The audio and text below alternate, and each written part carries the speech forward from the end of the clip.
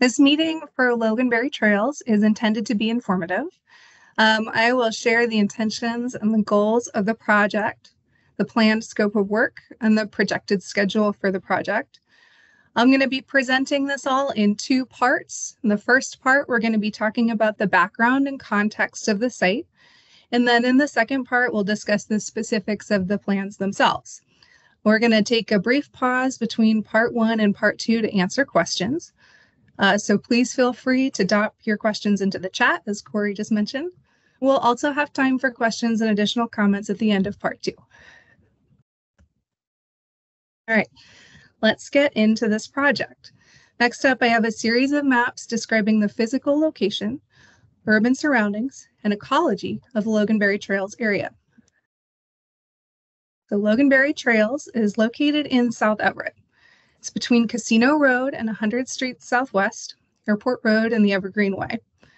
Loganberry is in Council District 4, which encompasses the Westmont and Holly neighborhoods, along with a little wedge right here of Cascade View and a sliver of the Twin Creeks neighborhood area.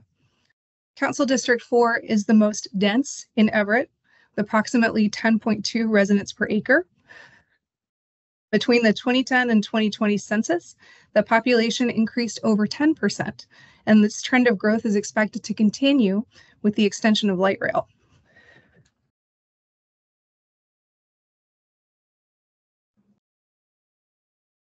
There are 4 parks within District 4. So you have Kasch and Walter E. Hall, which are large developed parks featuring sports fields, playgrounds, and restrooms. Walter E. Hall Golf Course is a special use park with an entry fee. And then Loganberry Trails and the off-leash area is a smaller park adjacent to Kasch Park and the golf course. And this offers opportunities for walking on wooden trails and a fenced dog park. Loganberry Park in the area is unique because it preserves a wooded area and significant wetlands complex.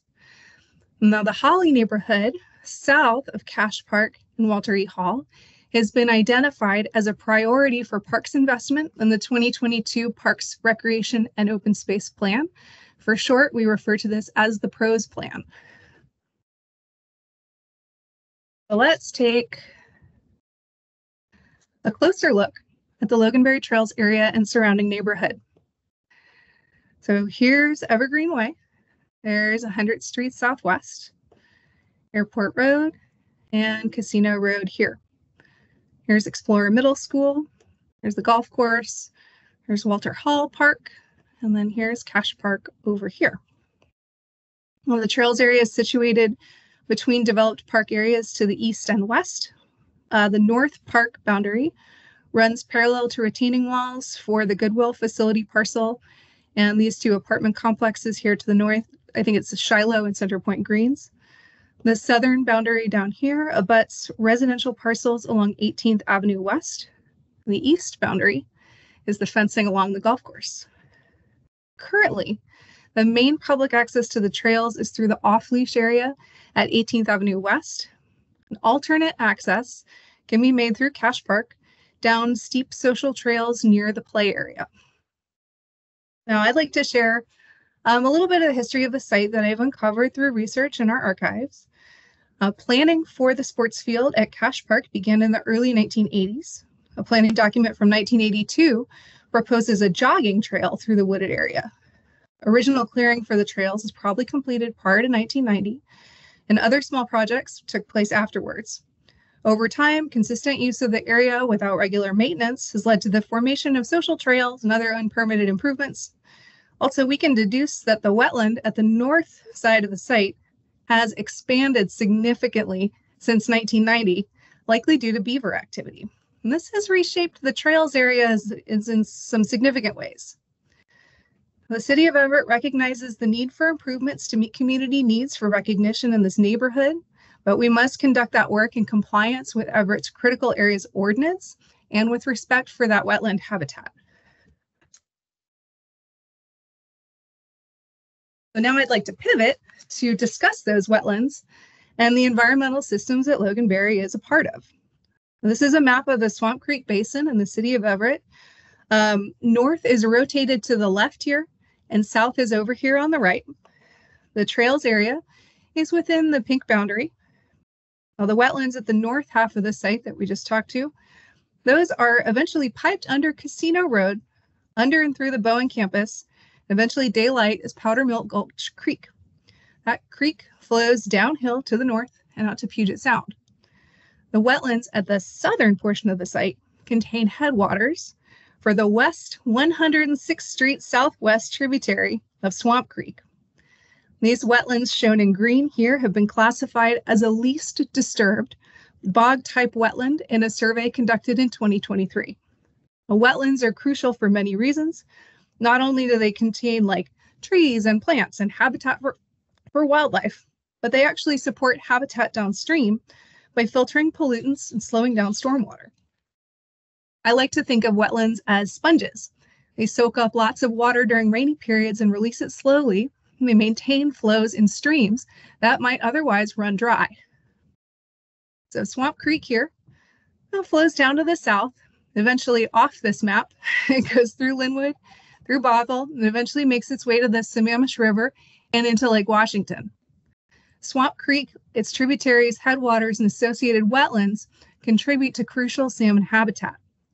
So I hope this map has helped to illustrate connections between this site and the larger regional environment. We're going to pause here for a moment. I'm going to have a drink of my tea. If you have any questions about the site location or the context, please go ahead and share them in the chat, and we'll cover plans for work in the next set of slides.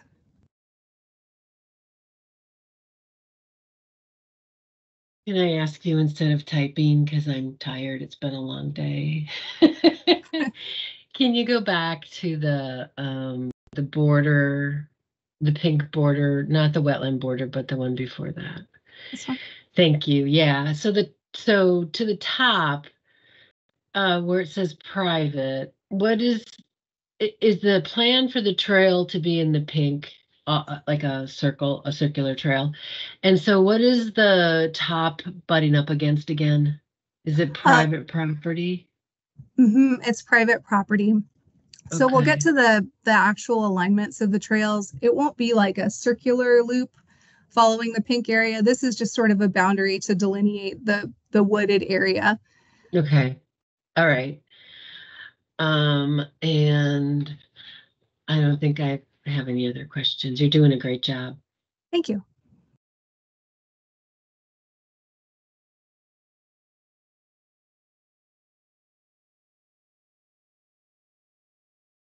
Okay. So Parks has developed a series of goals, statements of purpose for this project. We will work to provide safe and accessible trails for all. We'll work to bring parks closer to people and within walking distance. We will balance needs of different user groups and clarify policies regarding dogs on trails. We will also provide opportunities to observe and learn about wetlands and forests. We will protect those wetlands and their buffers, restore native vegetation, and provide opportunities for service and stewardship with trail maintenance crews. Now, what are we actually going to do? Regarding safety and accessibility, first, nearly 1 mile of existing natural surface trails will be maintained.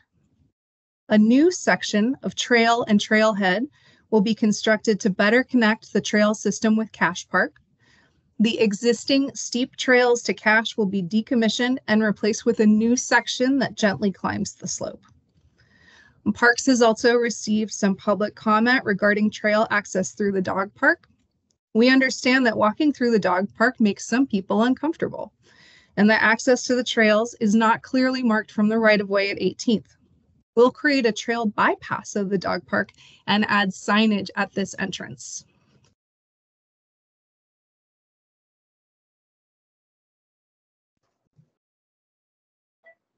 Now, a minute ago, I mentioned maintenance of the existing trails. Well, what does that mean? So typical trail maintenance includes, but is not limited to, items like brushing and logging out. And that means removing vegetation or fallen trees that obstruct the trail. It also means preventing water-trapping berms from forming around plants along the outside edge of a trail. It means improving drainage by adding and maintaining outslopes and drainage structures. It also means restoring tread by removing organic material, digging out berms, and restoring trail width. Existing sections of trail may also be improved with structures like this turnpike shown here. That means a raised pathway with improved drainage created for trails in wet areas. So we are going to work to try and address drainage on the trails and mud, but understand that it is in a pretty wet area. Doing interventions like graveling the whole trail is not something that we're able to do with this project, but turnpikes are very, very effective with natural surface trails. All right, now I understand that this site plan is probably not the easiest to read on your screens, but I want to share it with you to make clear some of the site constraints that we're working with, like wetlands and critical areas. So this dark yellow area is a category 1, that means least disturbed bog. This bog has a required buffer zone of 300 feet for work that's not mitigated and 225 feet for work that's mitigated. That's represented by these green and yellow lines here at the outside. Outside of that bog, there is it's called a shrub scrub wetland. That has a smaller buffer, but that buffer is still within the larger buffer that's required for the bog. So you can see from this map, these blue lines are the existing trails that are going to be maintained. Pretty much all of this is within critical area boundary and buffer. To the north side, we have the other wetland. This is the wetland that has all the standing water. Is there a question?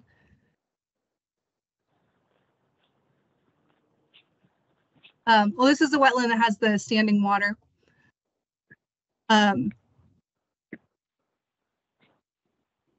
So I'll go on to the, oh, actually, sorry. The blue lines are for the trails that are going to be maintained. So we have the main trail spur here. There is a central line going up to Kasch. Purple lines are for new sections of trail and identified turnpikes, other realignments.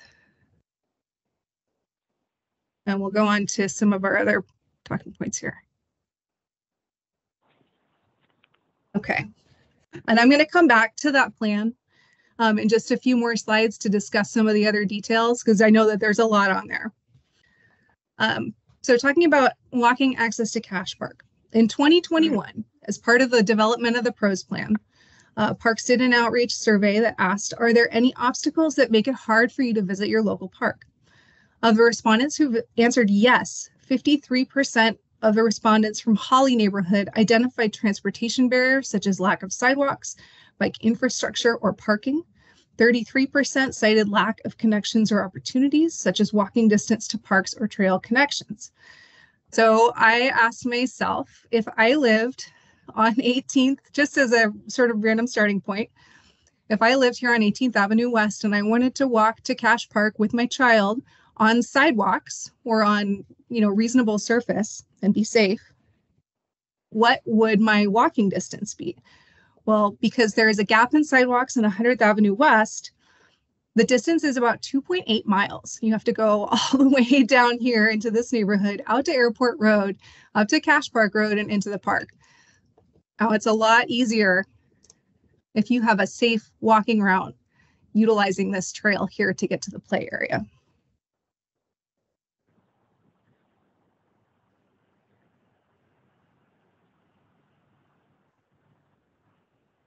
So to address some of our other goals, balancing needs and clarifying policies, the fenced off-leash area will remain. A trail bypass will move the boundary of one fence line inwards by about 5 to 6 feet on the south and west side, but otherwise there will be no changes to the dog park. Parks will install signage at the north gate of the off-leash area requesting visitors leash their dogs before exiting to the trails.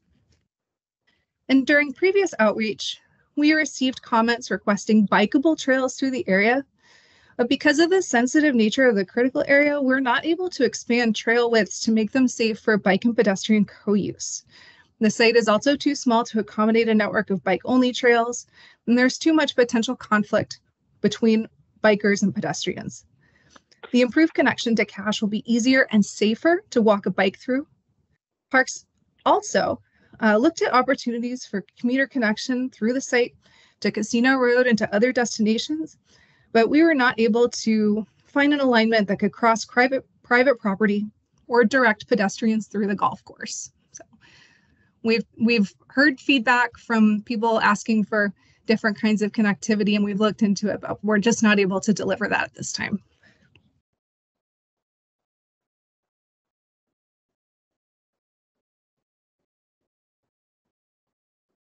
This project will preserve opportunities to observe wetlands on the site. Ad hoc wetland crossings must be removed for safety and compliance with regulations.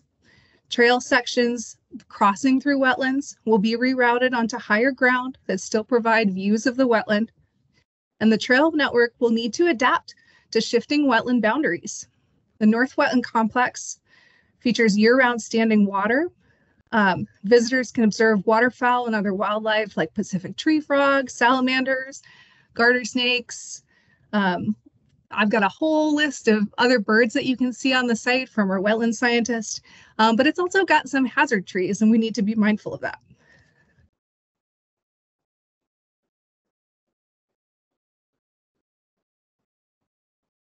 Now, we also need to abide by Everett's critical area code and protect wetlands and wetland buffers. Now, it's part of our code that if you're building a parks trail through a wetland buffer, they ask that you be outside of the inner 25% of a buffer. Well, it turns out that many of the existing trails are within that inner 25%, which is just too close to be to the Category 1 wetland. We also have some informal wet area crossings that are within a Category 2 wetland. So we've had to identify about 3,000 linear feet of unpermitted or social trails identified for decommissioning and mitigation. Trails were identified for decommissioning and mitigation, like I said, because they were within the inner 25% of wetland buffers, and also because they have redundant destinations. Some of them go to the same place, but are like within 30 feet of an even wider trail. So it just makes sense for navigation, for preservation of wetland function and everything else to do a little bit of decommissioning and restoration with native plants. So now we'll return to the plan slide. These trails here in red are social trails that go way too close to this wetland buffer, or way too close to the wetland within the buffer, and also have about the same destination. The trails on the north side of the site cross through wet areas, and they also have undesirable destinations. It's not good practice to direct people off onto private property or to a place that it doesn't make sense to send park visitors. So these trails in red at the north area of a site have also been identified for decommissioning.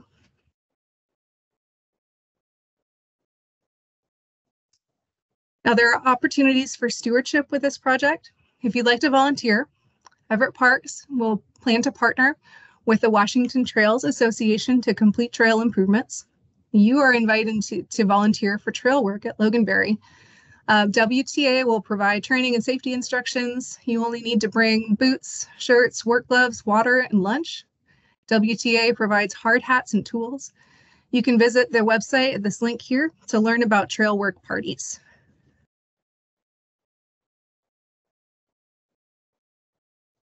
The current status and schedule of the project. We are in land use permitting review.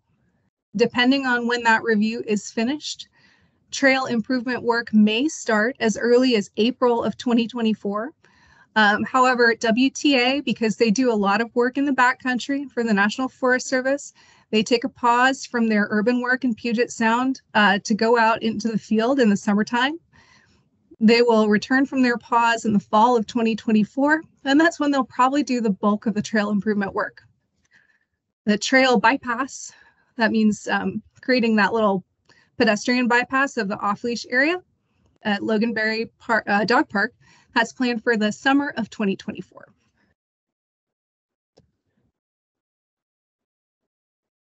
Um, Impacts to park availability include a short closure of the off-leash area for about probably 1 week for fence installation in the summer. And we'll make sure to have news flash and social media posts and signage at the dog park to let you know when that's coming. In the fall of 2024, as WTA crews work on the trails, you may see intermittent closure of individual paths in the trail area during work parties. Paths identified for decommissioning, as they're decommissioned, will be permanently closed. We ask that you please respect vegetation and stay on designated paths.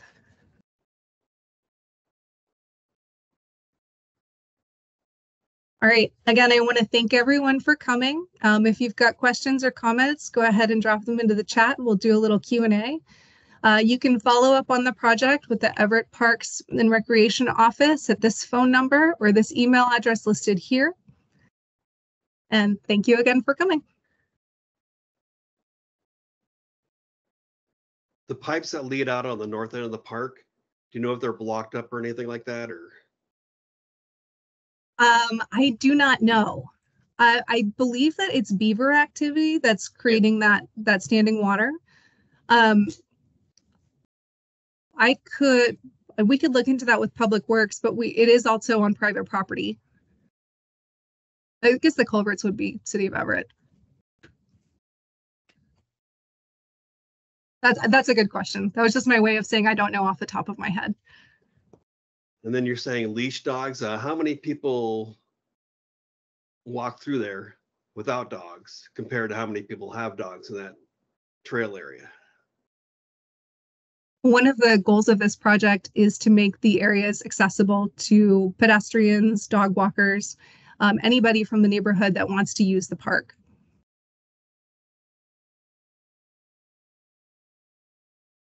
Then you're saying there might be a pathway through the fenced-in dog park when you were there last summer.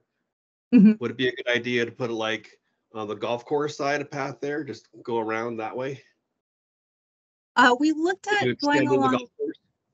We looked at going along the golf course side.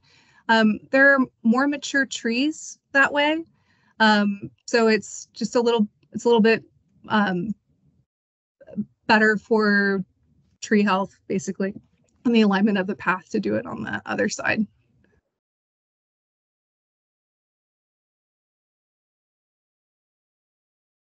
And is there a way we can get all these handouts too, or your the slides? Yeah, your slides, yeah. Yes, we can actually post this on the web page and post we're likely going to be putting the recorded meeting on our web page. We'll probably have it in on the web page by next week. Okay. And we'll do a little post on social media that allow people to be able to access that web page. Or you can check back in with us and we can give you the path directly as well. Okay. Thank you. Okay. I don't have any other questions. Thank you very much, Kat, for this presentation, and Corey for facilitating. Have a great evening. Thank you. You as well. Thank you for joining us here. Appreciate it. Thank you, Terry.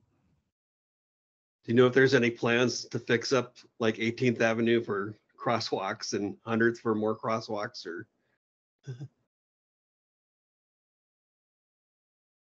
I'm not aware of any. That would be outside of Parks and Facilities, and that would be Public Works.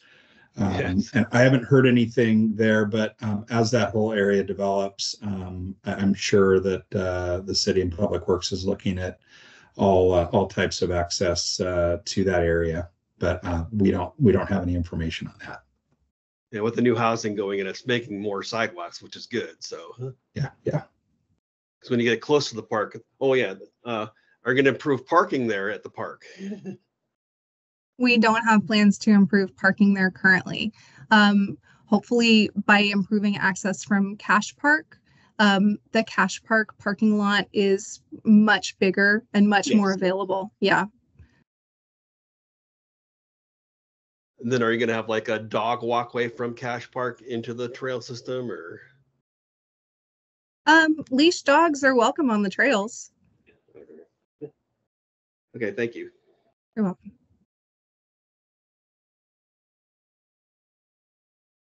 I'm done. Okay. Thanks again for joining, John. You bet. See Thanks, ya. John.